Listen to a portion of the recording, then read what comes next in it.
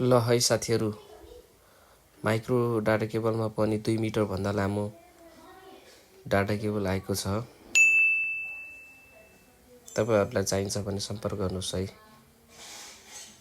2 metre भन्दा लामो फाइबरको डोरीबाट बनेको USB data cable, fast charging पनि हुने। अब पहिलो पटक बेनी म्याग्दीमा आएको छ। सम्पर्क गर्न सक्नुहुन्छ अनमोल मोबाइल शप, हस्पिटल चोक, बेनी म्याग्दी। यो डाटा केबल युज गरेपछि तपाई ट्राभलमा जाँदा होस् या घरमै पनि युज गर्दा होस्, एकदम उपयोगी खालको USB बाट जुनसुकै डक पनि